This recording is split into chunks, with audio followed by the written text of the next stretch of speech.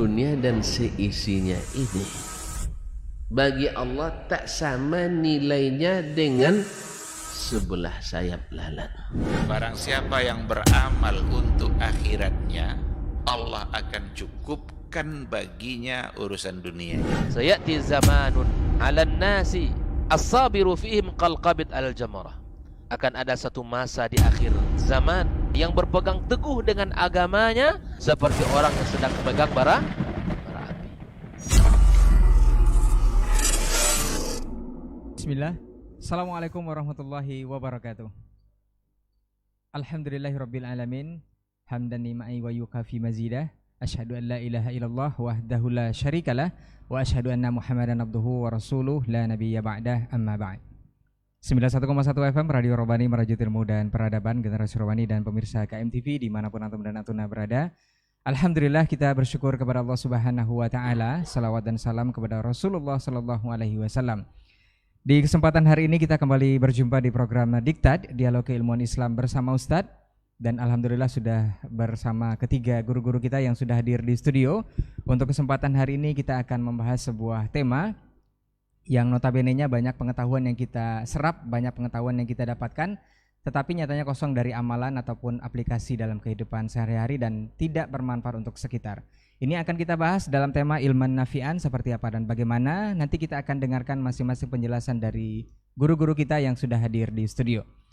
Tapi sebelumnya kita sapa dulu guru kita yang sudah hadir di studio kesempatan hari ini. Ada Ustadz Dr. Dasman Yahya Ma'ali LCMA Hafizahullah Ta'ala. Assalamualaikum Ustadz. Khair Ustadz. Alhamdulillah, barakallahu fiik Ustadz. Semoga Allah selalu menjaga antum dan keluarga. Nah, kemudian ada guru kita Ustadz Dr. Hidayatullah Ismail LCMA Hafizahullah Ta'ala. Assalamualaikum Ustadz. Sehat Ustadz ya? Alhamdulillah. Begitu juga mudah-mudahan antum dan keluarga selalu dijaga Allah Ustadz. Dan ada guru kita Ustadz Dr. Helmi Basri LCMA Hafizahullah Ta'ala. Assalamualaikum Ustadz. Kabar baik Ustadz? Alhamdulillah, khair. Nah Ustadz, semoga Allah selalu menjaga Ustadz juga dan keluarga insyaAllah. Baik, generasi Romani dan pemirsa KMTV, untuk tidak memperpanjang mukadimah, kita akan langsung saja kepada pembahasan. Seperti biasa, seperti yang antum simak sebelum-sebelumnya, kita akan minta kesediaan guru kita Ustadz Dr. Dasman Yahya Ma'ali LCMA Hafizahullah Ta'ala untuk pertama. Faliyatafadhal masykura Ustadz. Nah,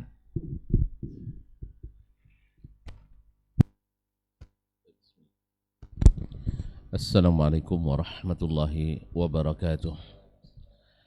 Alhamdulillahi rabbil alamin. Wassalatu wassalamu ala ashrafil anbiya'i wal mursalin wa ala alihi wa sahbihi ajma'in. Amma ba'du. Fa usi nafsi wa iyyakum ayyuhal muslimun wa ayyatuhal muslimat bittaqullahi azza wa jalla rabbil ardi was samawat fa innahu qad fazal muttaqun. Ya ayyuhalladzina amanu taqullaha haqqa tuqatih wa la tamutunna illa wa antum muslimun. Para al-masyayikh, para abuya, kiai dan tuan guru yang saya muliakan, Fadilatul Dr. Hidayatullah Ismail wa Kiai Haji Dr. Helmi Basri, dan yang setia bersama kita Syekh Rainaldi Amran, dan yang sama-sama selalu di studio Abu Adlian Adnan Al-Kamfari, serta yang di studio Rabbani, dan khususnya para pemirsa, para pendengar dimanapun berada. Mudah-mudahan pertemuan ini pertemuan yang penuh rahmat dan kasih sayang, yang diliputi dengan manfaat dan kebaikan, sambil memohon kepada Allah mudah-mudahan di akhir pertemuan kita dapat ampunan dan doa harapan kita didengarkan Allah Subhanahu wa taala. Salawat dan salam kepada Nabi alaihi salatu wassalam yang datang kepada kita diutus oleh Allah tabaraka wa taala dengan membawa dua hal yang sangat penting. Wallazi arsala rasulahu bil huda wa dinil haqq liyudhhirahu 'ala ad-dini kullih. Dialah yang telah mengutus rasulnya dengan al-huda wa dinil haqq liyudhhirahu 'ala ad-dini kullih, supaya dia menangkan, dia zahirkan agama ini di atas agama semuanya, menjadi agama yang terbaik, agama yang diberikan Allah Subhanahu wa taala tamkin dan pertolongan, sehingga yang lain merujuk kepadanya sesuai dengan misi yang Allah sebutkan, wa kadzalika ja'alnakum ummatan wasata litakunu syuhada'a 'alan nas.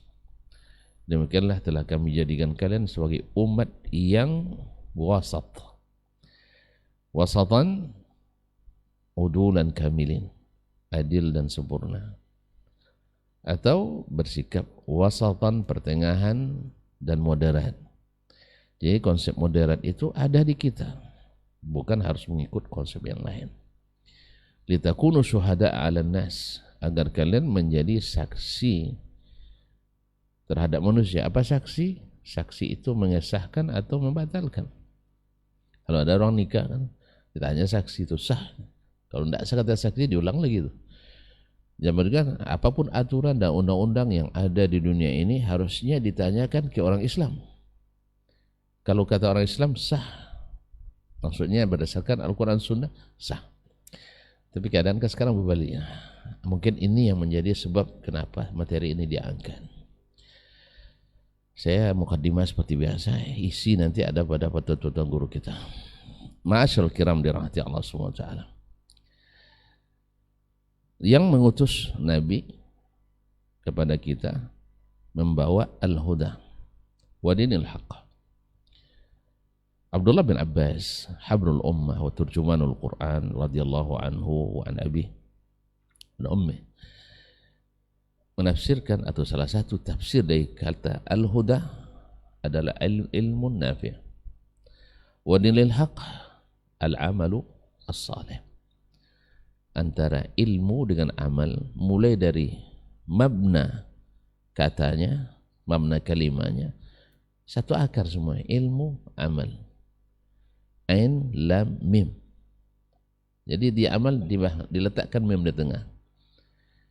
Dan kata para ulama lughah, kesamaan mabna akan ada kesamaan pada makna. Ada hubungan, baik hubungan kausalitas sebab akibat maupun hubungan hubungan kesamaan dan sebagainya. Nah, ilmu yang bermanfaat mesti menghasilkan buah amal yang saleh. Oleh itu kaum muslimin dan muslimat dirahmati Allah SWT, kita dapatkan Nabi kita alaihi salatu wassalam banyak sekali berdoa tentang dua hal ini. Allahumma rzuqni ilman nafi'ah wa amalan wa rizqan tayyiba wa amalan mutaqabbala. Amal mutaqabbal itu amal saleh, yang tidak saleh tidak diterima. Kemudian dalam Al-Quran sebelum kana yarju liqa'a rabbih falyamal amalan salihan, hendaklah beramal yang saleh. Kaum muslimin kaum muslimat dirahmati Allah Subhanahu wa taala, dalam doa-doa Nabi alaihi salatu wasallam juga sering beliau meminta kepada Allah Subhanahu wa taala supaya dijauhkan dari ilmu yang tidak bermanfaat. Di antaranya doa beliau adalah Allahumma inni a'udzubika min ilmin la yanfa wa amalin la yurfa wa qalbin la yakhsha wa du'ain la yusma. Ilmu, saya minta perlindungan kepadamu dari ilmu yang tidak bermanfaat. Kemudian dari amal yang tidak diangkat. Dan hati yang tidak khusyuk, doa yang tidak didengar.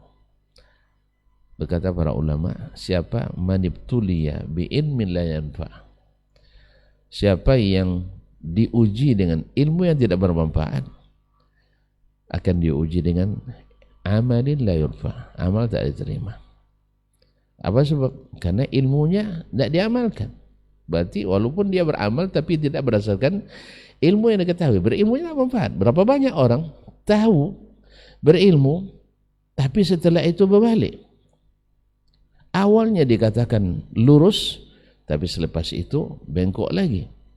Akhirnya siapa yang diuji dengan ilmu yang tidak dimanfaatkan, kita kan selalu katakan ada ilmu orang itu tersesat karena salah satu dua hal. Satu, tak berilmu sama sekali, lalu jalan terus, tidak mau pula bertanya, ditunjukkan marah, ya kan?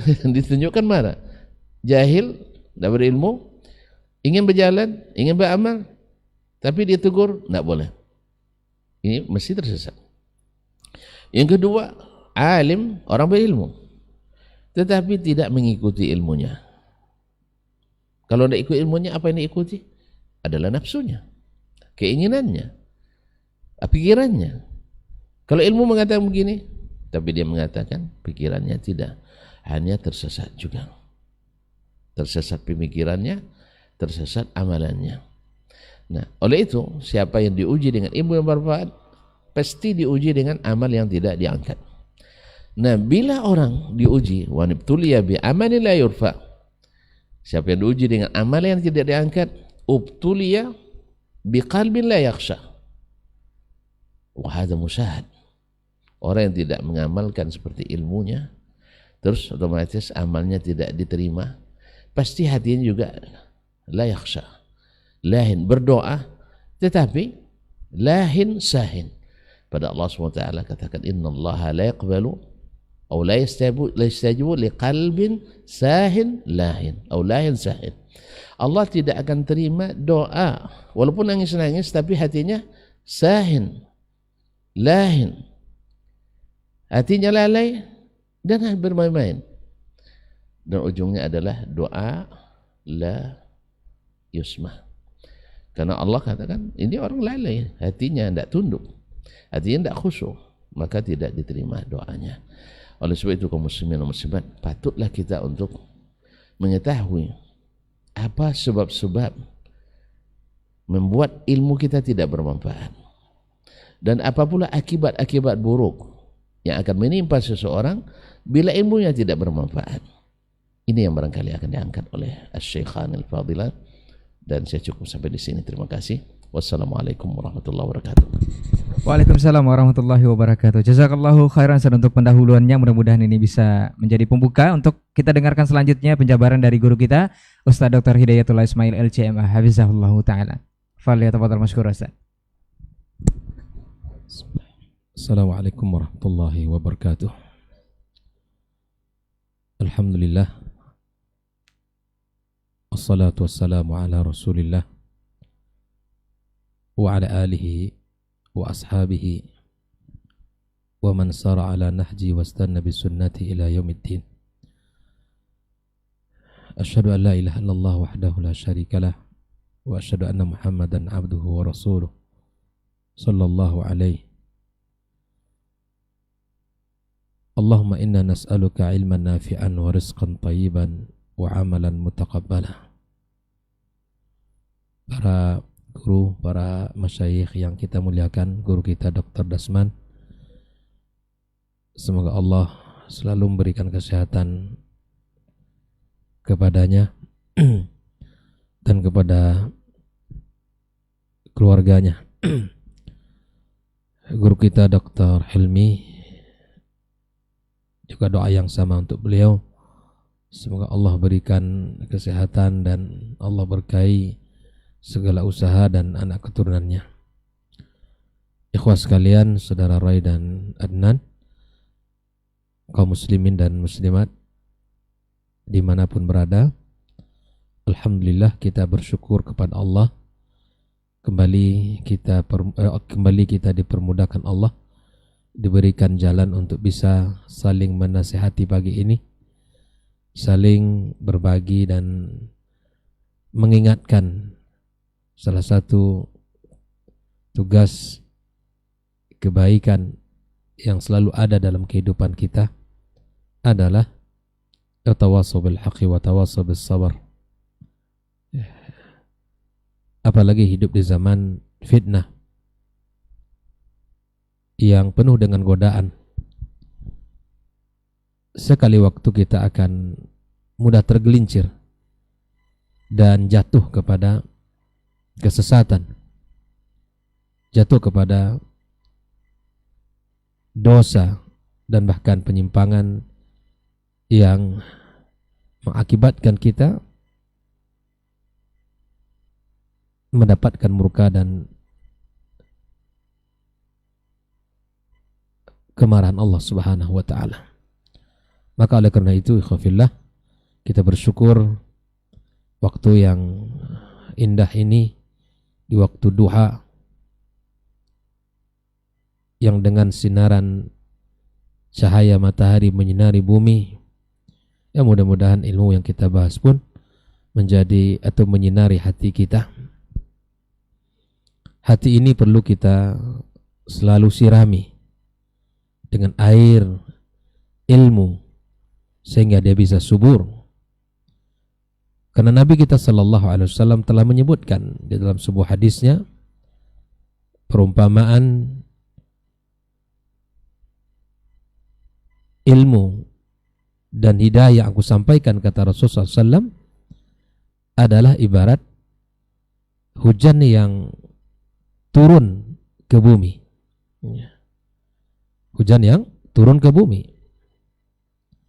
Perumpamaan Nabi kita sallallahu alaihi wasallam dan hidayah ilmu yang beliau sampaikan adalah seperti hujan yang turun ke bumi. Kita tahu bahwa bumi sangat butuh untuk diairi agar tumbuh-tumbuhan yang ada di atasnya subur. Lihatlah ketika musim hujan atau musim panas misalnya, kita lihat sawah, ladang, kebun kita kering kerontang. Kita berusaha untuk menyiraminya. Kalau kita sirami mungkin dengan 1 gayung, 2 gayung, itu tidak mencukupi untuk membasahinya. Begitu juga dengan hati kita. Hati ini butuh untuk diairi agar dia mudah menerima kebenaran, agar dia cinta kepada kebaikan dan ketaatan. Barangkali 1 kali majelis belum bisa dia untuk melunakkan hati ini. 2 kali majelis barangkali belum. Maka itu ukurlah sesuai dengan kebutuhannya sampai hati ini melunak. Sampai hati ini cinta kepada kebaikan, mencintai apa yang dicintai oleh Allah, dan mencintai apa yang dicintai Rasulullah sallallahu alaihi wasallam, serta membenci apa yang dibenci oleh Allah Subhanahu wa taala dan Rasulnya sallallahu alaihi wasallam. Maka ikhwafillah rahimani wa rahimakumullah, ketika hati ini butuh kepada ilmu, dan ketika hati ini adalah butuh kepada ilmu, maka kita perlu membersihkannya. Karena sesungguhnya orang-orang yang selalu berada pada naungan ilmu, berjalan di atas ilmu, maka sungguh dia akan selamat menuju Allah Subhanahu wa taala. Dan tentunya apa yang kita maksud dari ilmu ini adalah ilmu yang bermanfaat. Itu adalah ilmu yang disampaikan Allah dan Rasulnya sallallahu alaihi wasallam.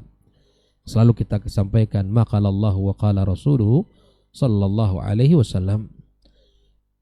Nah, oleh karenanya ikhwafillah rahimani wa rahimakumullah, pada kesempatan ini kita akan membahas ilman nafi'an. Karena kalau kita berbicara ilmu sangat luas. Nah, ilmu ada yang Allah sebutkan di dalam Al-Quranul Karim, ilmu yang bermanfaat, dan sangat banyak ayat-ayat yang bicara tentang itu. Ya, yarfa'illahu alladhina amanu minkum walladhina utul ilma darajat. Dan kemudian Nabi juga mengatakan, man salaka tariqan yaltamisu fi ilman sahalallahu lahu bihi tariqan ilal jannah. Ilmu adalah jalan surga, jalan yang tercepat kita untuk mendapatkan surga Allah Subhanahu wa taala. Kemudian Nabi kita mengatakan, may yuridillahu bi khairan yufaqihu fid din. Orang yang Allah berikan kepadanya ya ilmu, pemahaman faqih dalam bidang agamanya, maka tanda Allah menginginkan kebaikan padanya. Dan dari nas-nas yang sudah kita bacakan tadi, ikhwah fillah rahimakumullah, ya kita berusaha belajar, mengejar dengan membaca dan menghafal, mengulangi, dan semuanya adalah kebaikan. Kita bisa merantau, belajar, dan kita bisa meninggalkan negeri kita. Bahkan para ulama pun memberikan semangat di dalam nasihat-nasihat mereka, ya. Safir tajid iwadan amman tufariquh. Kita safar, belajar, ya, karena dengan itu kita akan mendapatkan ilmu. Jangan risaukan orang tua kita, jangan risaukan keluarga kita yang kita tinggalkan. Safir, ya, engkau akan dapatkan tajid iwadan amman tufariquh. Kau dapatkan orang-orang yang kau ganti, yang kau sayangi, itu engkau dapatkan orangnya, pengganti mereka nanti di tempat engkau belajar. Maka tentunya ikhwafillah, ini yang menjadi semangat kita untuk terus belajar dan terus belajar. Nah, tentu ilmu yang kita pelajari jangan salah alamat, ya. Jangan salah guru, ya. Karena di sini pesan para ulama, ketika kita belajar harus kita tahu, ya, dari siapa kita mengambilnya. Karena dia adalah amanah, dia adalah agama kita. Maka kita mesti melihat dari siapa kita ambil agama kita, ya. Jangan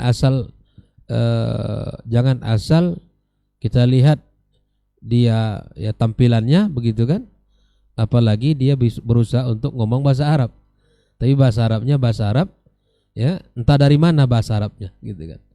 Ikhwafillah, jangan terkecoh. Saya coba untuk merenungi beberapa hari ini, ya, melihat ada beberapa video yang muncul, ya, kemudian postingan-postingan. Ternyata memang kalau kita lihat sendiri, ya, apa yang disampaikan oleh siapa, syekh siapa nama itu menunjukkan ikhwafillah, kenapa kok bisa orang seperti ini juga diikuti, ya, diambil ilmunya, ya, dipelajari berbagai macam hal dari dia. Kenapa bisa? Saya mencoba untuk menganalisa dan melihat, dan ini diawali apa? Diawali dengan akidah. Kalau saya melihatnya bahwa ketika akidah seseorang tidak lurus dan tidak bersumber dari apa yang telah disampaikan oleh Nabi kita sallallahu alaihi wasallam, ya, dalam Al-Qur'anul Karim, maka orang tidak akan bisa membedakan, seperti orang buta, ya. Seperti orang yang tidak punya jalan gitu, ya. Atau seperti yang sering disebut oleh guru kita, ibarat orang hanyut, ya. Orang yang cemas ketika hanyut, tentu dia ingin menyelamatkan diri kita. Apapun dipegang gitu. Bahkan rumput pun dipegang.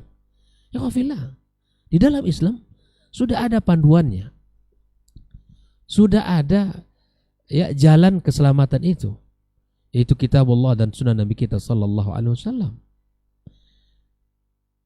Maka itu ikhwafillah, mari kita, ya, semangati diri kita untuk belajar ilmu yang disampaikan Allah dan Rasulnya, dan bukan hanya sekedar apa yang disampaikan Allah dan Rasul, tapi dipahami seperti apa yang dipahami oleh para sahabat, para tabi'in dan tabi'in, karena mereka ini orang-orang yang telah mendapatkan legitimasi. Hari ini orang bisa saja berdalil Al-Quran, As-Sunnah, bisa saja berdalil seperti itu, tapi terkadang istidlal yang dia gunakan atau penempatan ayat hadis itu yang tidak tepat, ya. Oleh ikhwafillah, saya mengajak diri saya dan kaum muslimin dan muslimat dimanapun berada, kita mencoba untuk mempelajari, ya, agama kita dari sumbernya, mempelajari syariat ini sesuai dengan apa yang dipahami oleh generasi awal kita. Maka hal-hal yang muncul, yang ada di jalan yang utama, itu tidak akan tertarik mata kita, hati kita untuk mempelajarinya. Sifatnya itu hanya hal-hal yang sepele, itu tidak akan membuat diri kita untuk masuk ke dalamnya. Maka ketika kita betul-betul belajar ilmu yang benar, maka ilmu itu akan melahirkan banyak manfaat. Yang pertama, di antara buah daripada ilmu yang bermanfaat adalah mewariskan rasa takut kepada Allah Subhanahu wa taala. Ketika ilmu yang kita pelajari itu menjadikan kita takut kepada Allah, untuk melanggar aturan-aturannya, maka itulah ilmu yang bermanfaat bagi sahibul ilm. Allah Subhanahu wa taala telah mengatakan, innama yakhshallaha min ibadihil ulama. Yang akan takut kepada Allah hanya para ulama, al-alim. Makanya Imam Ahmad mengatakan, aslul ilmi khasyatullah. Ilmu itu memang mengantarkan kepada rasa takut kita kepada Allah. Ilmu itu mengantarkan orang tunduk kepada syariatnya. Ilmu yang bermanfaat itu menggiring dia kepada jalan yang lebih lurus. Itu ilmu yang bermanfaat. Dan itulah asal daripada ilmu itu. Abdullah ibn Mas'ud radhiyallahu ta'ala anhu mengatakan, kafa bi khasyatillahi ilman wa kafa bil iqtiraru bihi jahla. Maka cukup kita untuk mengukur orang yang berilmu itu dari sisi dia takut kepada Allah. Dan orang yang terpedaya kepada Allah adalah orang yang jahil. Maka ungkapan para salaf bahwa sepintar apapun dia, sebanyak apapun ilmunya, tapi dia bermaksiat kepada Allah dengan apa yang ia ketahui, maka di saat dia bermaksiat itu disebut jahil. Kita berharap kepada Allah Azza wa Jal, ilmu yang kita belajari bersama, majelis yang sudah kita hadiri, ngaji yang sudah sering, membawakan diri kita ikhwafillah semakin takut kita kepada Allah Azza wa Jal, semakin menjadikan kita tunduk dan patuh kepada syariatnya. Nah, di antara sifat orang yang berilmu itu adalah khasyah. Itulah yang mesti kita miliki. Maka orang berilmu itu erat dengan kekhusyuan dan dirasa takut kepada Allah Subhanahu wa taala. Ialah simat para orang-orang saleh, nampak dalam dirinya dia pakai ilmunya. Ini juga yang saya rasakan di dalam diri saya, betapa para masyayikh, para guru dulu ketika belajar di Madinah Al-Munawwarah, ya Allah, kita melihat sendiri bagaimana para ulama kita, bagaimana para guru kita yang mengajar baik itu di Masjidil Nabawi maupun ataupun di kampus-kampus kita, di fakultas kita. Masya Allah, tabarakallah, simat mereka simat ahlul ilm, dan di dalam pembawaan mereka itu rasa takut yang luar biasa kepada Allah Azza wa Jalla. Itu terasa betapa jiwa-jiwa mereka dan betapa diri mereka itu menjaga dari hal-hal yang diharamkan Allah Azza wa Jalla, dari sisi ucapan mereka, dari akhlak mereka, dari interaksi mereka dengan kita. Subhanallah, kita rasakan ilmu yang luar biasa. Semoga Allah Azza wa Jalla selalu memberi balasan kepada para masyayikh, kepada mereka yang telah mengajarkan ilmu kepada kita. Ikhwafillah, nah inilah buah yang bisa kita dapatkan ketika ilmu itu ilmu yang bermanfaat, ilman nafi'an. Ilman nafi'an itu akan selalu melahirkan al-khasyah, melahirkan rasa takut kita kepada Allah Azza wa Jalla. Semua ilmu, apa saja ilmunya, di dalam kehidupan misalnya rumah tangga kita, ikhwafillah, kita takut kepada Allah Subhanahu wa taala. Kita sebagai seorang suami, kita takut di dalam mencari rezeki yang tidak dari jalan yang halal. Kita tidak mungkin membawa itu ke rumah kita. Kita takut kepada Allah yaumul hisab, yaumul jaza.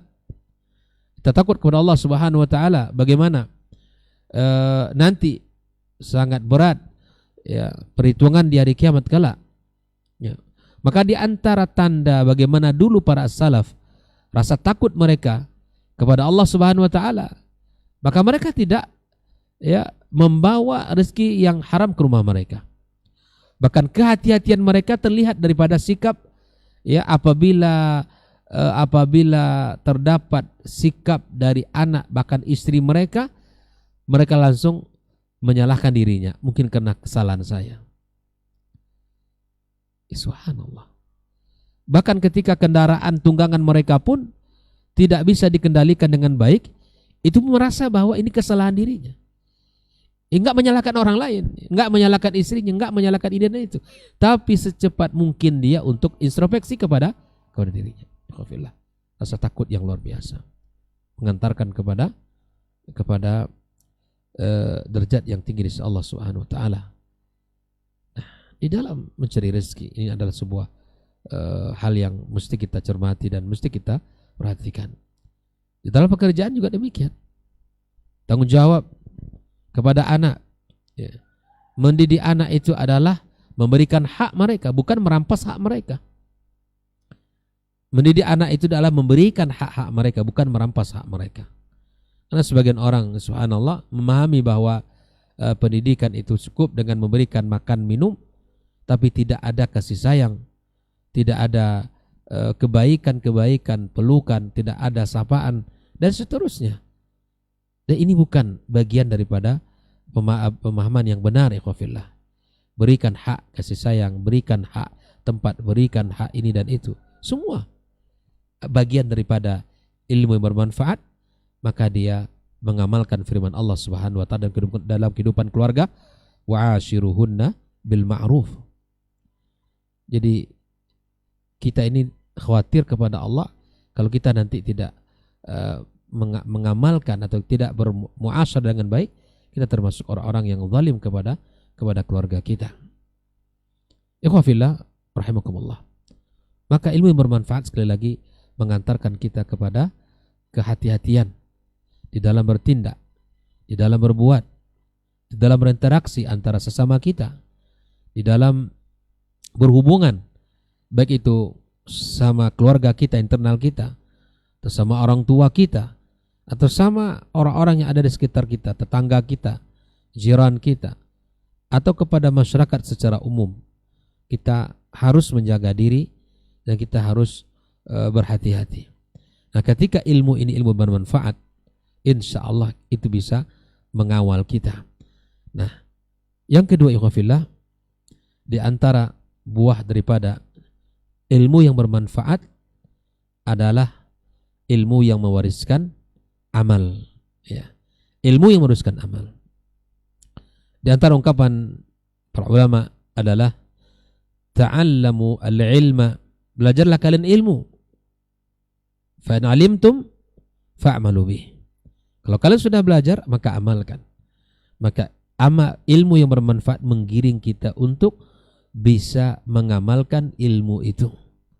Membuka hati kita untuk bisa mengerjakannya. Inilah ilmu yang bermanfaat, dan ini yang kita minta setiap hari, setiap pagi. Nabi SAW menjaga, ya, paginya dengan mengucapkan doa, Allahumma inni as'aluka ilman nafi'an, ya, wa rizqan thayyiban wa amalan mutaqabbala. Nah, ikhwafillah, ya, sebelum kita minta rezeki yang baik dan sebelum amal kita diterima Allah, maka kunci utamanya adalah, ya, ilmu yang bermanfaat yang bisa mengawal kita untuk bekerja, mengawal kita untuk beramal. Nah, sesungguhnya ilmu yang bermanfaat sekali lagi mewariskan amalan dalam kehidupan kita. Belajar bukan sekadar untuk menambah wawasan.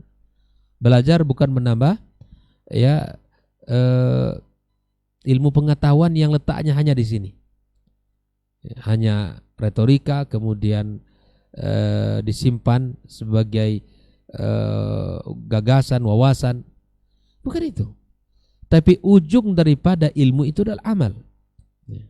Sekarang banyak Al-Quranul Karim yang bicara tentang itu. Ketika kita berbicara tentang ilmu, ketika kita berbicara tentang iman, itu ujungnya adalah al-amal, ya. Bahkan ketika Allah Subhanahu wa taala banyak menyebutkan tentang keutamaan-keutamaan ilmu itu sendiri dalam Al-Quranul Karim. Ikhwafillah, ketika bukalah cerita tentang Allah SWT menceritakan tentang kondisi orang Yahud ya, yang mereka ini diberikan oleh Allah Subhanahu wa taala ilmu, tapi mereka ibarat keledai ya, yang kemudian hanya tidak bermanfaat bagi dirinya. Ya, tidak bermanfaat bagi dirinya. Ya, cuman membawa kitabnya banyak tapi tidak menghasilkan amal buah daripada kehidupannya.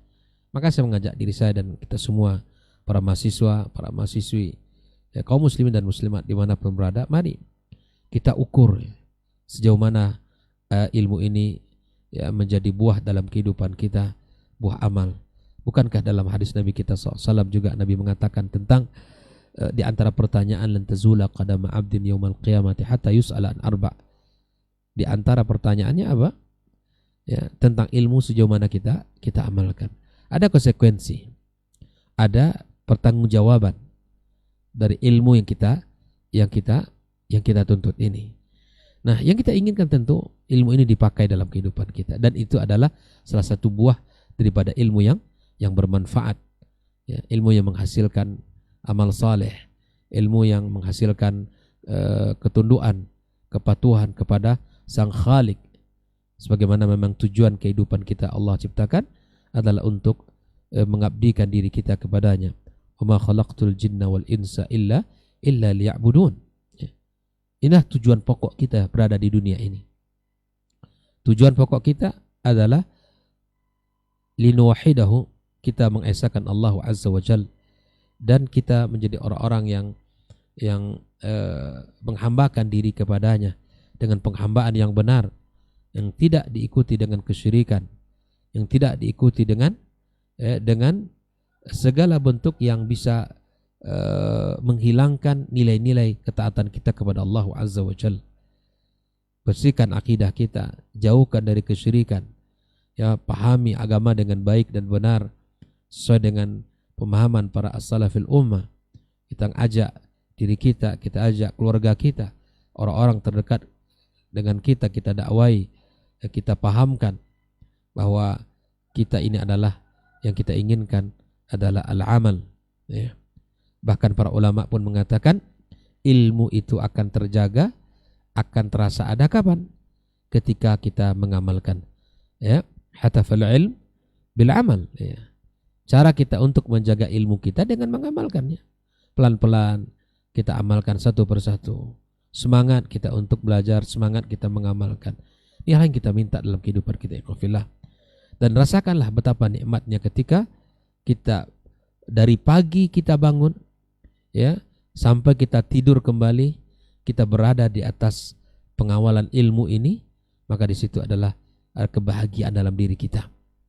Ada kebahagiaan dan ada kenikmatan yang kita peroleh di dalam diri kita. Dan itu tidak bisa dinilai dengan harta benda, tidak bisa dinilai dengan kekayaan, tidak bisa dinilai dengan apapun dari kenikmatan dunia ini. Ada rahatus sadar, ada rahatul bal yang kita rasakan di saat kita berbuat, beramal, ya, kita di atas ilmu. Itu adalah kenikmatan yang luar biasa, dan itu kita rasakan kebahagiaan yang sangat luar biasa. Maka kawalah hari-hari kita untuk selalu berada di atas ilmu, dan kemudian kita berusaha untuk mengamalkan apa yang sudah kita pelajari dari ilmu kita. Tentu masih banyak buah daripada ilmu yang bermanfaat untuk kita semuanya, ya, dan nanti akan dilanjutkan oleh guru kita Dr. Alim Basri dengan penjabaran yang lebih dalam lagi dan lebih banyak, ya, insyaallah. Wallahu taala alam shawab. Dan saya minta maaf kepada ikhwan sekalian, dan saya minta ampun kepada Allah Subhanahu wa taala jika ada kata-kata yang kurang berkenan. Wallahu taala alam, wabillahi taufik, wa sallallahu ala nabiyyina Muhammadin wa ala alihi wa sahbihi ajma'in. Wassalamualaikum warahmatullahi wabarakatuh. Waalaikumsalam warahmatullahi wabarakatuh. Taib, jazakallahu khairan Ustaz. Untuk lanjutan materi kita di kesempatan hari ini, kita masih di Diktat bersama guru-guru kita. Selengkapnya kita dengarkan juga penjelasan dari guru kita Ustaz Dr. Helmi Basri, LCMA Hafizahullah Ta'ala. Fadhil tafadhal masykur Ustaz. Nah. Bismillahirrahmanirrahim. Assalamualaikum warahmatullahi wabarakatuh. Alhamdulillah, wassalatu wassalamu ala Rasulillah wa ala alihi wa sahbihi wa mawala.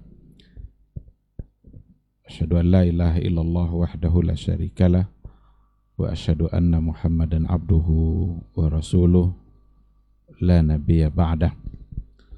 Yang sama-sama kita muliakan guru-guru kita, Dr. Dasman, Dr. Diatullah. Semoga Allah selalu menjaga mereka. Saudara Ray, Saudara Adnan yang setia berada di studio, ikhwah para pendengar dan yang menyaksikan acara kita, semoga kita senantiasa dimudahkan oleh Allah Subhanahu wa taala untuk istiqamah berada di atas jalan syariatnya. Bersyukur kita kepada Allah Subhanahu wa taala. Alhamdulillah, pada kesempatan ini kita kembali dimudahkan oleh Allah Subhanahu wa taala untuk mengisi waktu yang mudah-mudahan itu bisa menjadi ibadah yang dapat menambah pahala kita. Yang mudah-mudahan waktu demi waktu catatan kebaikan kita selalu bertambah. Kita hendaknya senantiasa mengisi waktu dengan baik, karena kalau seandainya waktu kita tidak isi dengan yang baik, kita khawatir justru akan terisi dengan hal-hal yang buruk, dan itu akan menyulitkan kita di hari mahsyar kelak. Kita perbanyak salawat dan salam kita untuk Rasulullah sallallahu alaihi wasallam. Allahumma shalli ala Muhammad wa ala ali Muhammad. Sosok figur yang diutus oleh Allah Subhanahu wa taala untuk menyampaikan sebuah risalah, risalatul Islam, konsep hidup, konsep keselamatan yang hakiki. Siapa yang ingin selamat dunia dan akhirat, maka satu-satunya jalan adalah mengikuti apa yang telah beliau sampaikan. Mudah-mudahan kita dimudahkan oleh Allah Subhanahu wa taala agar tetap berada di atas sunnahnya sampai akhir hayat nanti. Dan mudah-mudahan kita mendapatkan syafaat dari beliau di yaumul mahsyar. Yauma la yanfa'u malun wala banun illa man atallaha biqalbin salim. Ikhwati fillah, tema kita pada hari ini adalah ilman nafi'an, ilmu yang bermanfaat. Sebuah tema yang sangat penting untuk kita dalami agar kita paham seperti apa itu ilmu yang bermanfaat. Apa gunanya ilmu yang bermanfaat itu? Dan apa ada ilmu yang tidak bermanfaat? Pentingnya ini untuk dipahami terlihat dari doa Rasulullah sallallahu alaihi wasallam di setiap pagi. Setelah sholat subuh, ada zikir-zikir yang diajarkan, yang salah satu dari zikir ba'dal fajar itu adalah doa ini. Ini penggalan dari sebuah doa. Allahumma inni as'aluka ilman nafi'a wa rizqan tayyiba wa amalan mutaqabbala. Ada 3 doa yang diajarkan oleh Nabi di sini. Pertama adalah ilman nafi'a, yang kedua adalah rizqan tayyiba, sedangkan yang ketiga adalah amalan mutaqabbala. Kalau seandainya kita coba menganalisa dan mengamati untaian kata yang disampaikan oleh Nabi dalam doa, itu urutan yang luar biasa dan sangat tepat sekali. Dan Nabi di sini mengawalinya dengan ilman nafi'ah. Kenapa juga tidak dikatakan ilman sahihah? Ada sebuah analisa yang disampaikan oleh Syekh Khalid As-Sabat. Kenapa bukan ilman sahihah? kata ilman nafi'a itu lebih luas maknanya daripada ilman sahiha.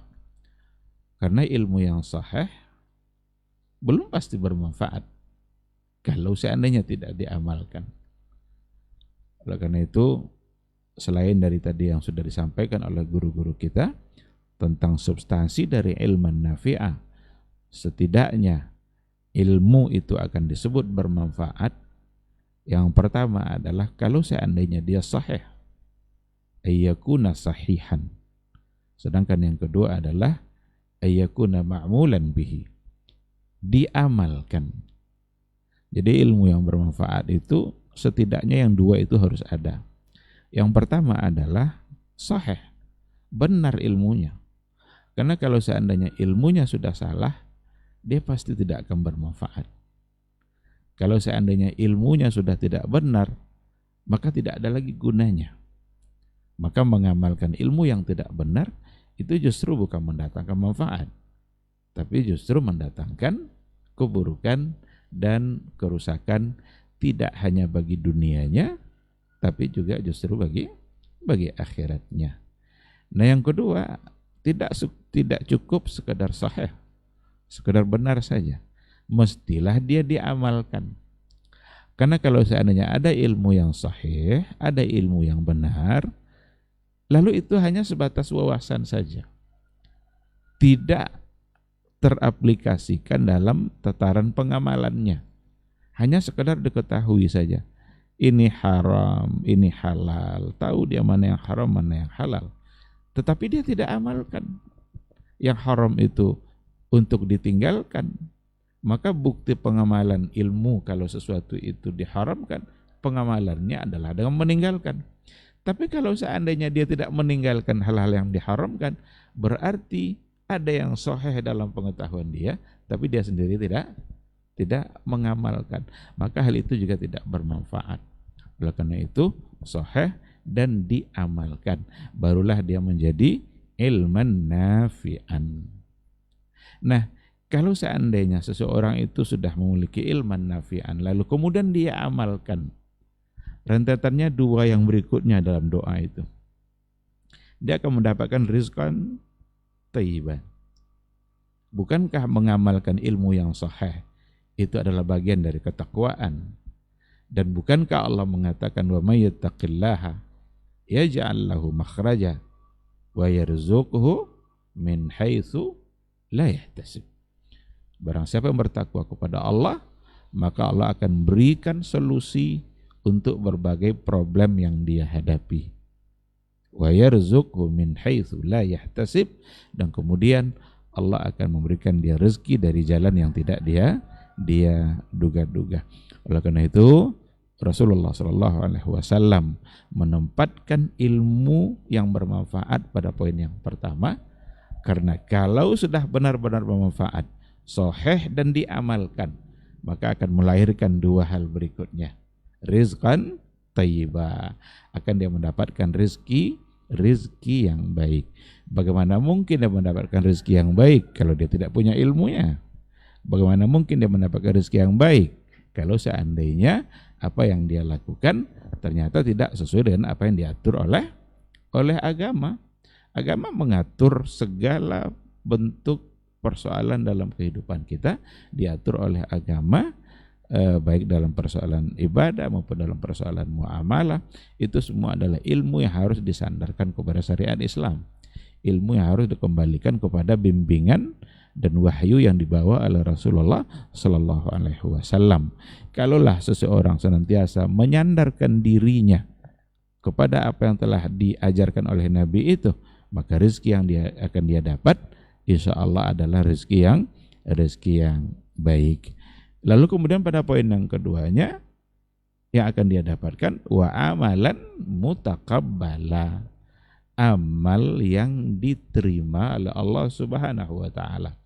Bukankah salah satu dari amal itu diterima oleh Allah kalau seandainya sesuai dengan ilmunya, kalau seandainya sesuai dengan yang diajarkan oleh Rasulullah Sallallahu Alaihi Wasallam. Tak mungkin amal itu diterima kalau seandainya ternyata dilakukan berbeda dengan yang diajarkan oleh Nabi kita yang mulia.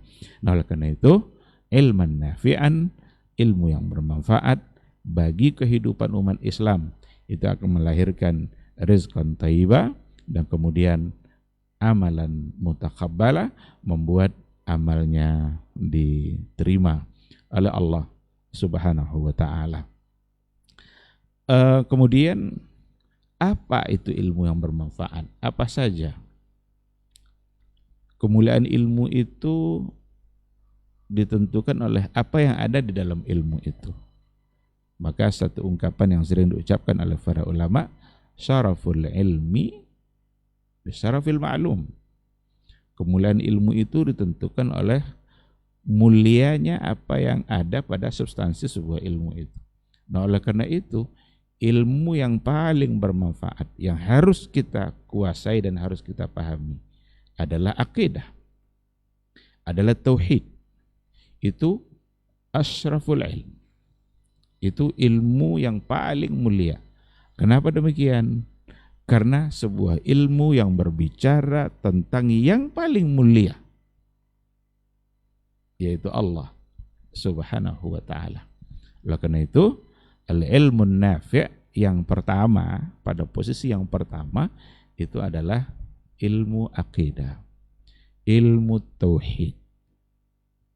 Bagaimana kita mengenal Allah, bagaimana kita harus tahu ilmunya tentang Allah, tentang rububiyahnya, tentang uluhiyahnya, tentang asma wa sifatnya. Kita mengenali Allah melalui dan dengan menggunakan ilmu yang sahih.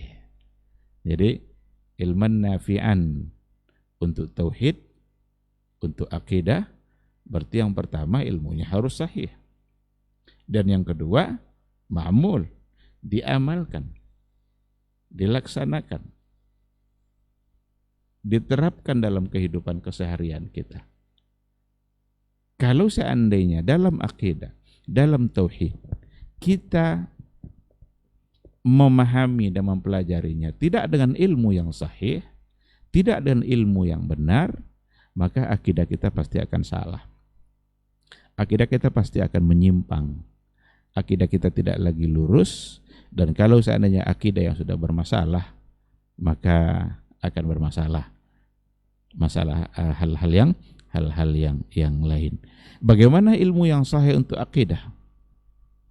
Bagaimana ilmu itu dianggap benar ketika kita hubungkan dengan tauhid, dengan akidah, dengan mengenali Allah Subhanahu wa ta'ala?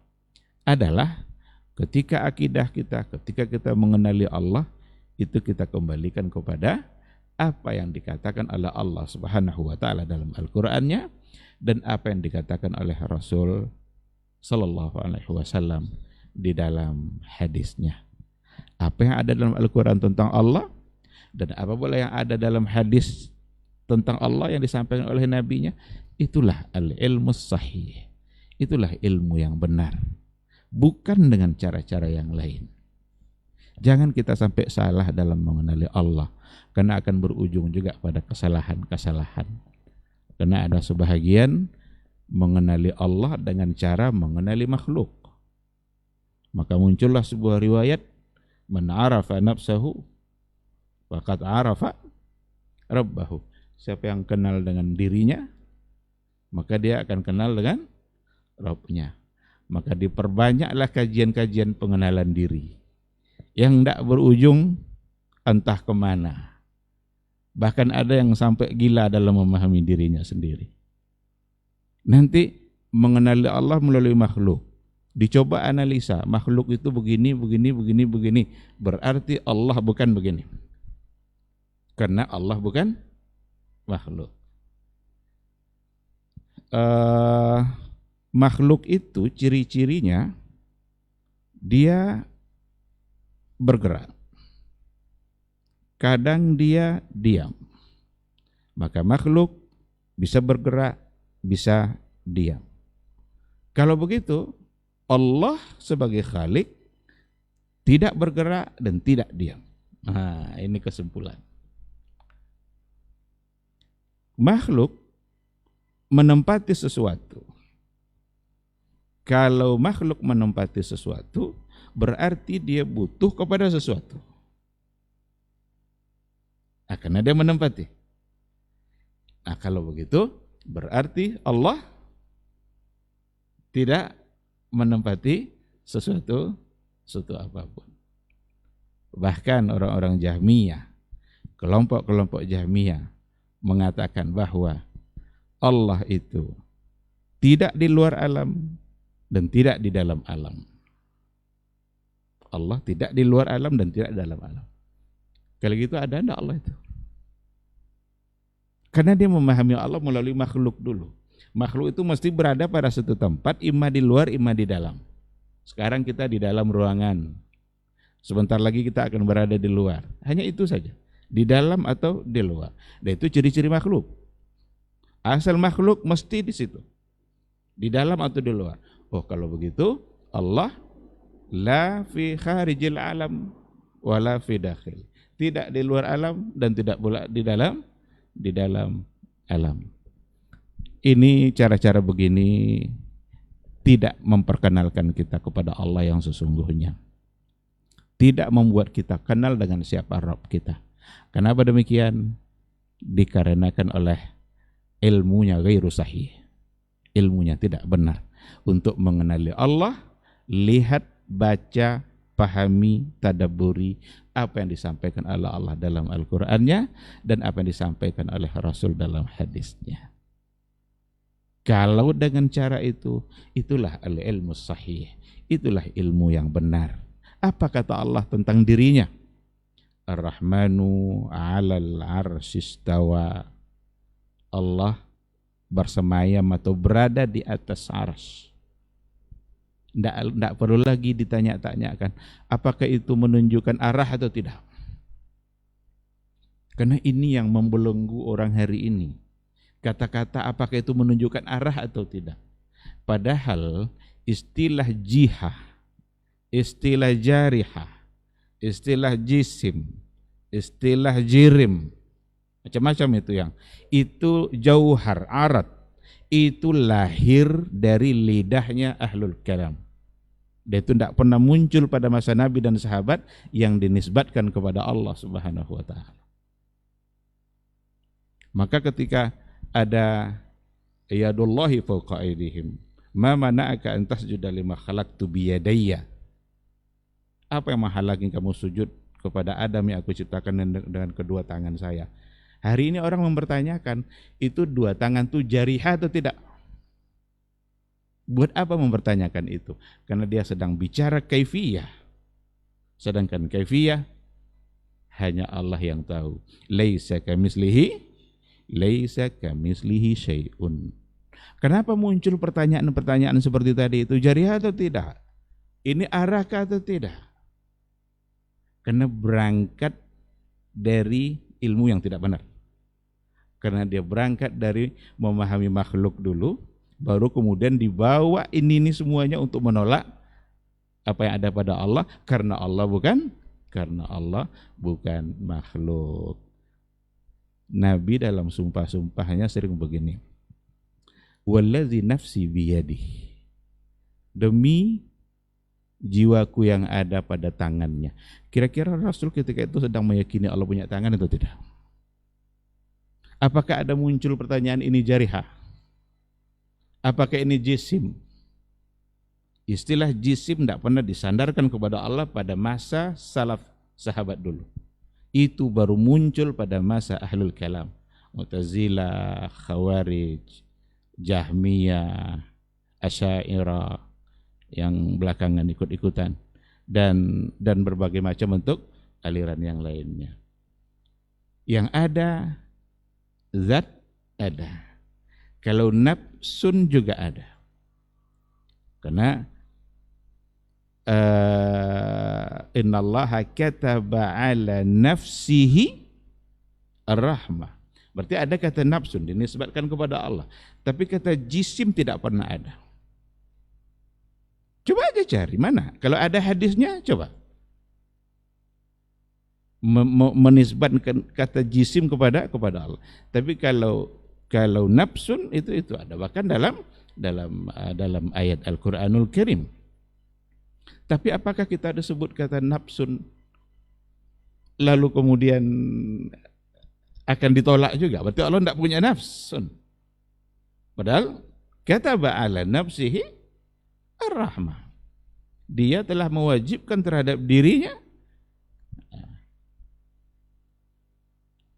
Jadi kalau seandainya dengan cara seperti itu, maka akan tertolaklah. Sekarang kata nafsun yang ada pada ayat tadi, yang ada pada lafaz nas tadi, kata ba'ala nafsi, itu jisim kah? Nah, perlu dipertanyakan. Karena mempertanyakan itu akan membuat kita salah dan menyimpang dari akidah yang benar. Kenapa demikian? Sahabat tidak pernah nanya dia. Tapi paham tidak dia? Paham. Ketika dikatakan lima khalaqtu biyadayya, sahabat paham tak kira-kira makna yadayya itu sebagai dua tangan?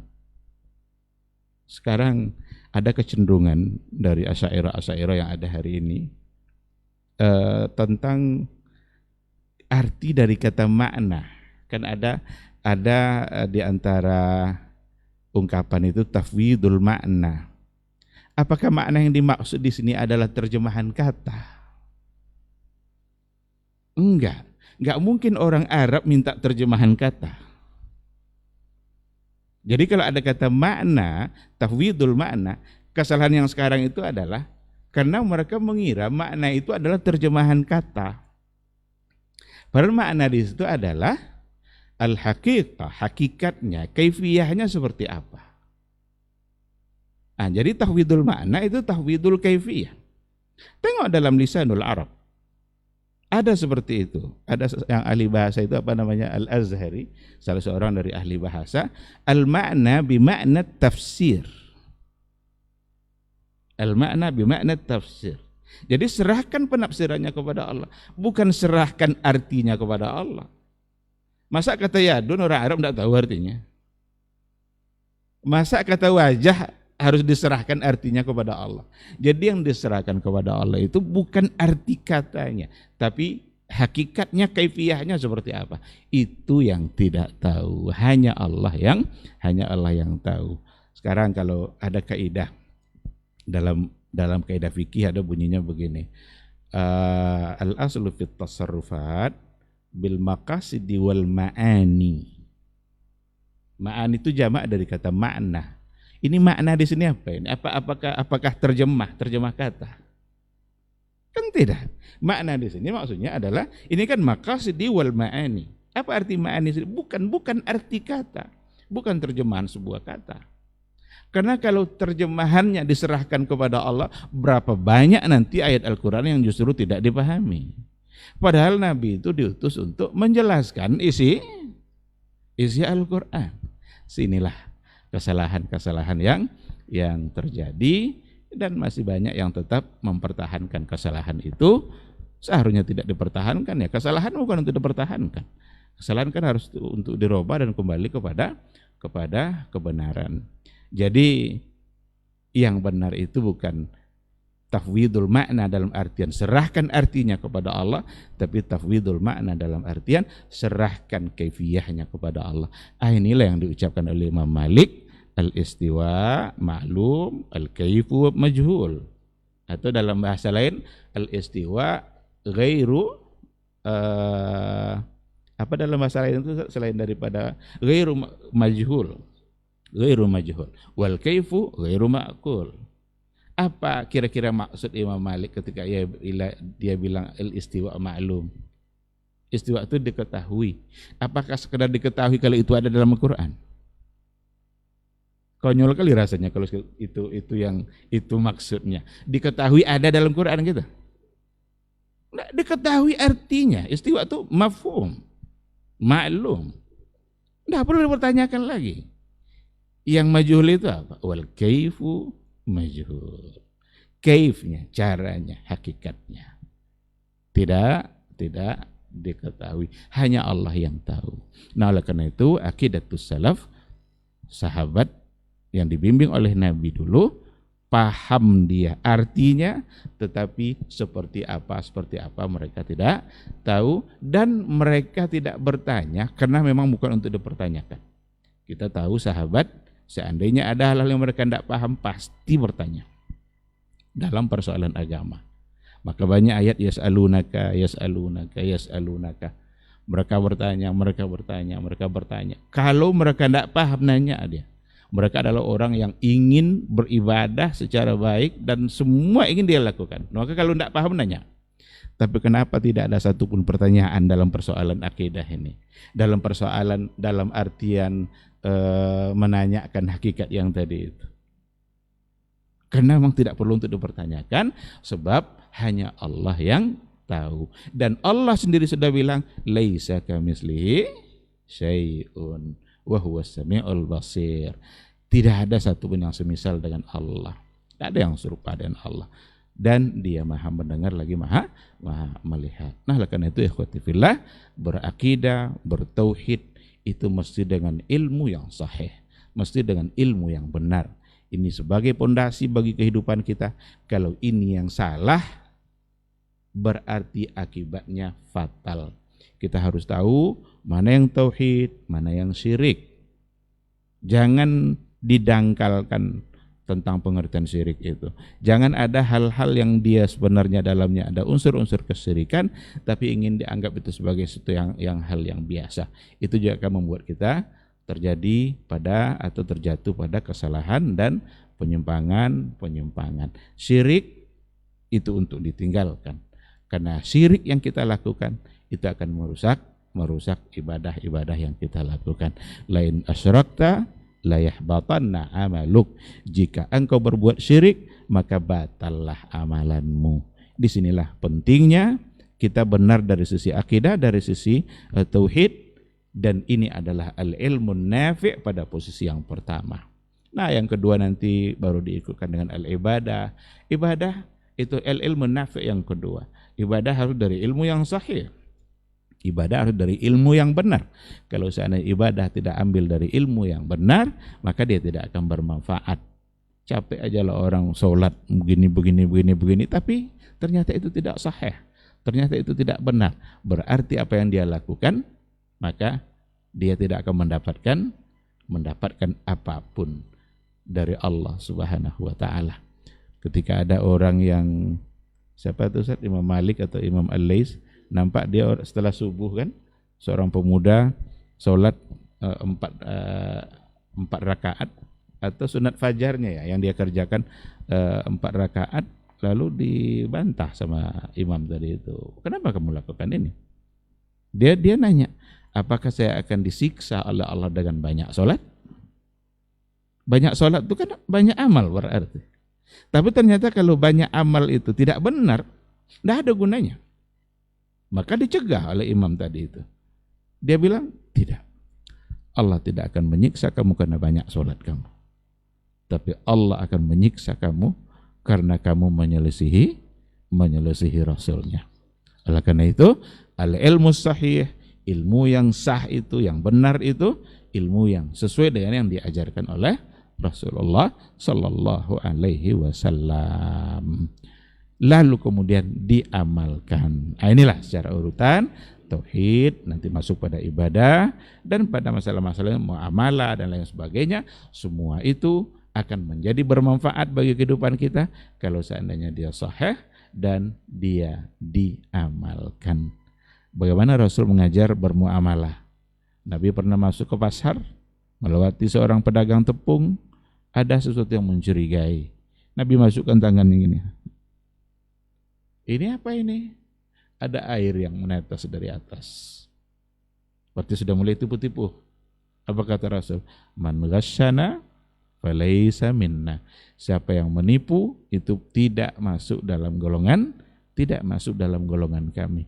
Maka muamalah, ibadah semua diajar oleh Nabi kita dan harus sahih dan harus juga diamalkan sesuai dengan yang dipandu oleh Rasulullah Sallallahu Alaihi Wasallam. Mana yang beliau larang untuk kemudian ditinggalkan, mana yang beliau anjurkan untuk kemudian dilaksanakan. Dengan cara itulah ilmu akan menjadi bermanfaat bagi seseorang. Kalau sudah bermanfaat, maka insya Allah rezeki yang baik akan dia dapatkan dan amalannya akan diterima oleh Allah Subhanahu wa ta'ala. Baik, saya kira ini yang ingin saya sampaikan dalam kesempatan ini. Mudah-mudahan ada manfaatnya insya Allah. Subhanakallahumma wa bihamdika asyhadu an la ilaha illa anta astaghfiruka wa atubu ilaik. Wassalamualaikum warahmatullahi wabarakatuh. Waalaikumsalam warahmatullahi wabarakatuh. Taib, jazakallahu khairan untuk penyempurnaan materi kita di kesempatan hari ini. Mudah-mudahan apa yang sudah kita bahas mengenai ilman nafi'an ini bisa juga bermanfaat untuk kita semuanya. Boleh kita jawab pertanyaan satu, Ustaz? Nah, ini satu pertanyaan sepertinya dari SMS, Ustaz. 082174909911. Ustaz mau bertanya, apakah manfaat juga ilmunya, Ustaz? Jika Ustaz atau tokoh yang menyampaikan sebuah dalil sahih, dia mengatakan tidak mengamalkan karena dilarang, tapi tidak juga menyalahkan amalan orang lain yang menyelisihi dengan dalil tersebut dengan alasan menghormati perasaan sesama muslim yang mengerjakannya. Jazakallah khair, Ustaz. Nah,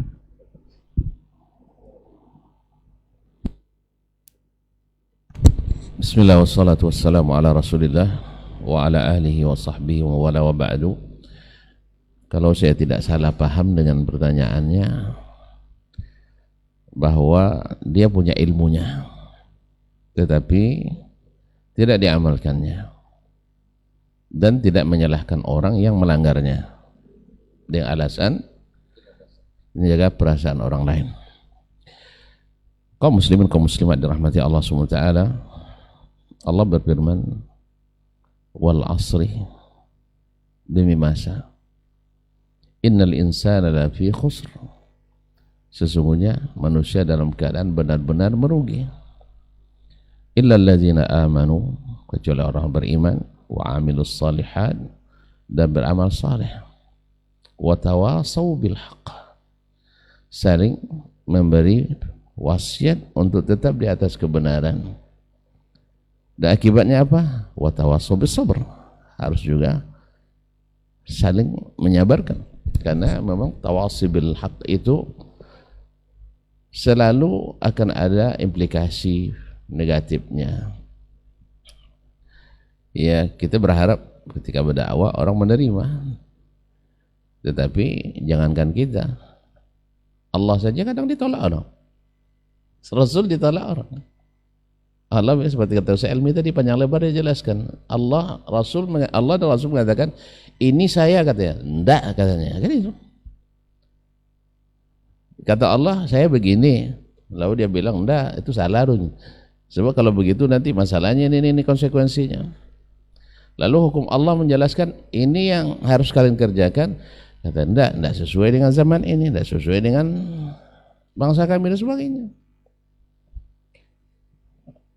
Dan jadi ketika ada hal ini akan ada implikasi. Nah, apakah ketika kita mengetahui sesuatu, baik itu perintah maupun larangan, lalu kita lihat orang melanggar dan kita yakin itu ada suatu kesalahan, nah apakah kita diamkan dengan alasan nanti tersinggung, atau kita tegur, atau kita jelaskan supaya dia tidak melenceng? Kaum muslimin dan muslimat rahmati Allah, dulu guru kami ketika bicara tentang ilzamus syai' biduni mulzim, artinya dia beri contoh, salat didirikan lalu ada orang tidur meninggalkan salat tidak berdosa, sahih? Orang tidur meninggalkan salat tidak berdosa. Tapi ketika antum lihat orang tak berdosa meninggalkan salat ini, dia tidur, antum tahu dia tidur tidak salat gara-gara tidurnya, boleh tidak antum biarkan dia dengan alasan tidak boleh mengganggu?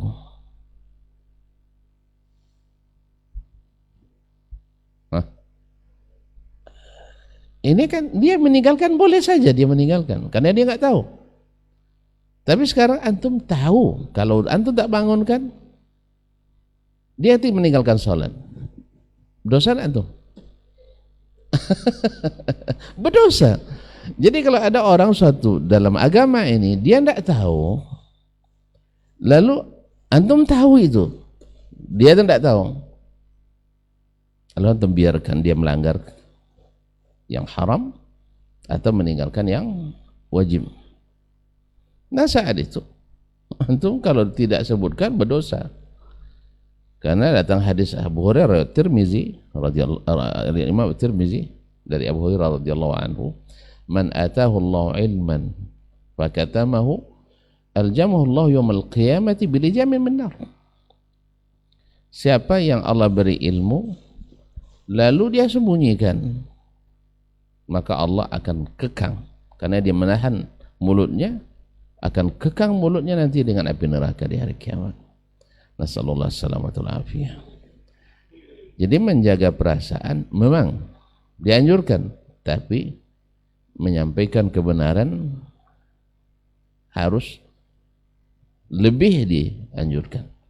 Karena ciri khasnya umat terbaik itu adalah ta'muruna bil ma'ruf wa tanhauna 'anil munkar. Jadi tidak ada alasan dengan menghormati orang saya tidak katakan yang benar. Kecuali maksudnya ini masalah ijtihad. Ini kan juga Ustaz Helmi sebenarnya yang lebih pas menjelaskan ini. La inkara fi masail ijtihad. Tapi sekarang ditarik Ustaz. La inkara fi masail al-khilaf. Hukum asalnya adalah la inkara fi masail ijtihad. Masalah yang murni ijtihad. Itu tidak saling mengingkari kita karena ini pendapat masing-masing. Tapi sekarang ditarik ke la inkara fi masail al-khilaf. Masalahnya apa? Nanti subhannya ada sebagian ulama mengucapkan itu dalam kitab-kitabnya. La inkara fi masailil khilaf.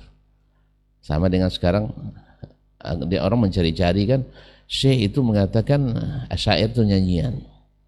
Supaya nanti ditarik seolah-olah Syekh mengatakan syair itu musik.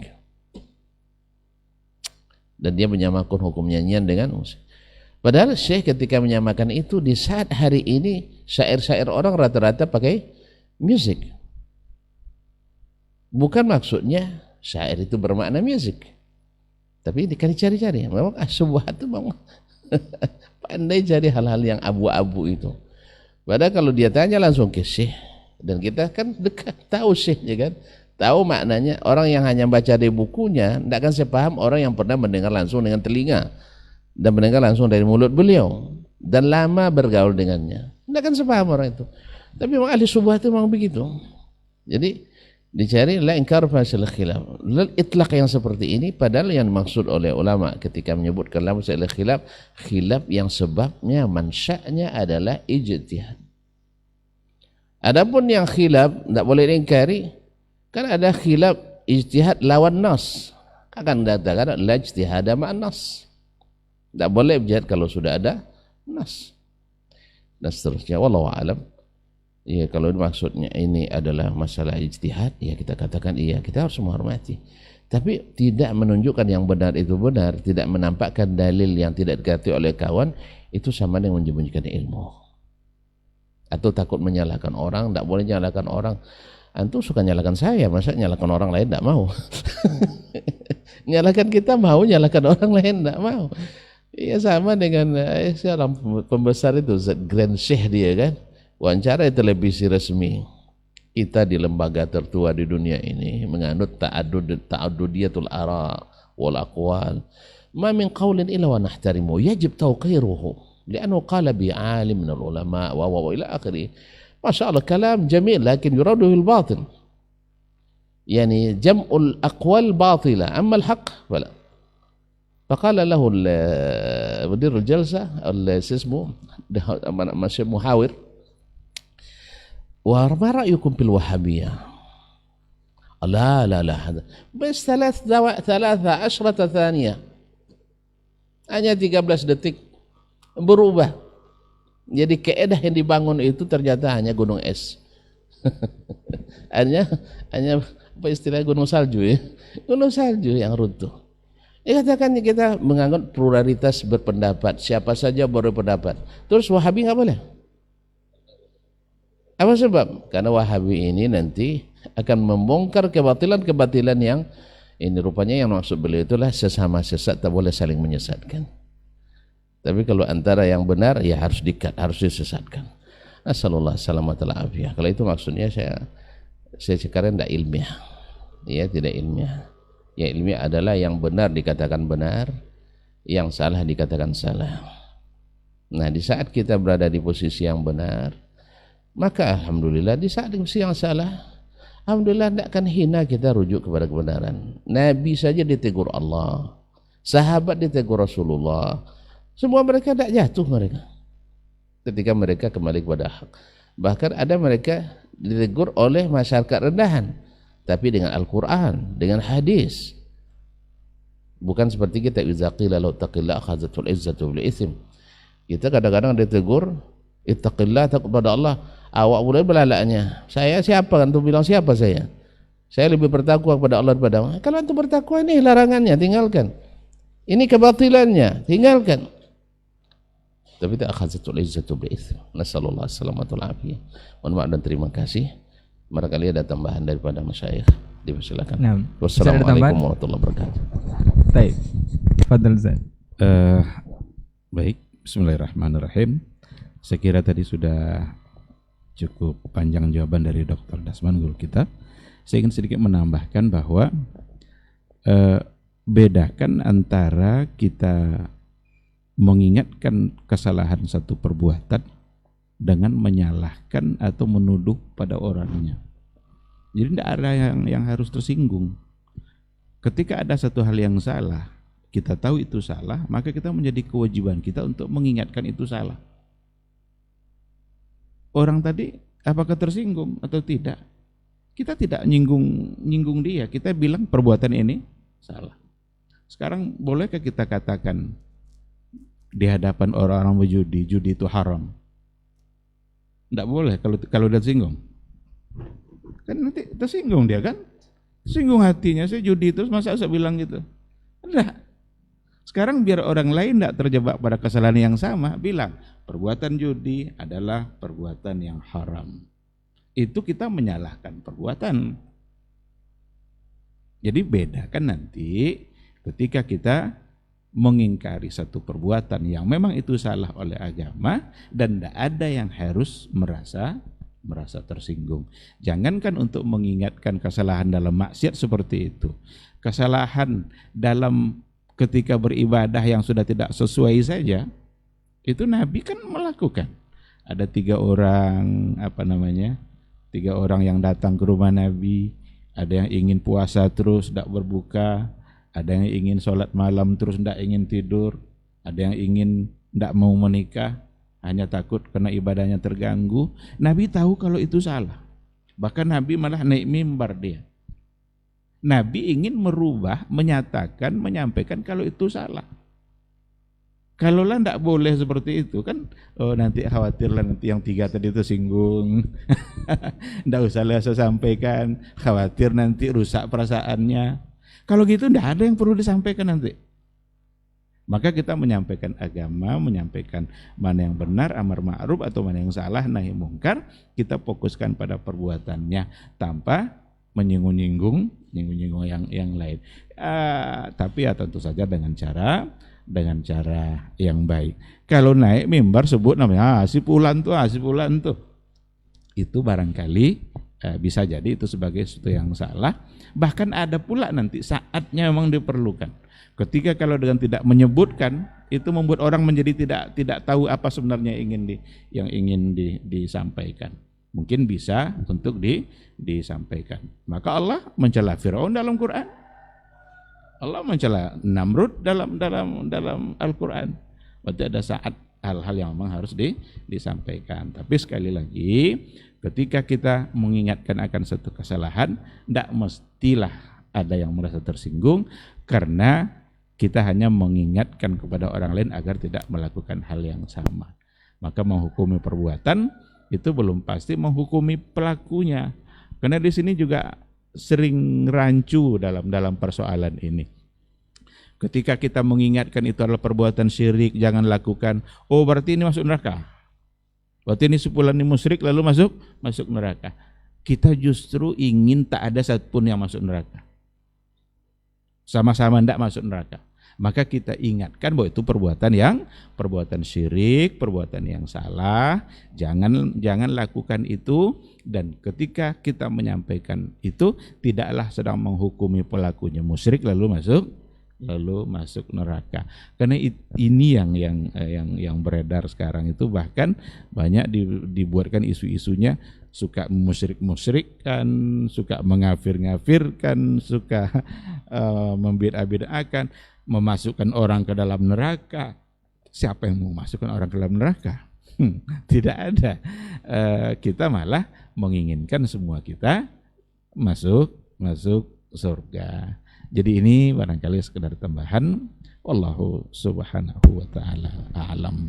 Baik, jazakallah khairan untuk jawabannya. Mudah-mudahan saudara atau saudari yang bertanya untuk kesempatan hari ini bisa memahami dari jawaban Ustadz. Dan kita cukupkan untuk hari ini diktar kita di Ilman Nafi'an. Mudah-mudahan kita bisa memperoleh ilmu yang bermanfaat dengan amalan yang diterima hendaknya sesuai dengan doa Nabi kita. Jazakumullah khairan untuk waktu dan juga ilmunya. Mudah-mudahan di kesempatan lain kita akan bersama kembali. Dan jazakumullah khairan juga untuk antum yang sudah menyimak dan melayangkan pertanyaan di 082174909911. Afwan untuk semua salah kata dan khilaf bicara. Kita tutup dengan doa kafaratul majelis. Subhanakallahumma wa bihamdika asyhadu an la ilaha illa anta astaghfiruka wa atubu ilaik. Wassalamualaikum warahmatullahi wabarakatuh.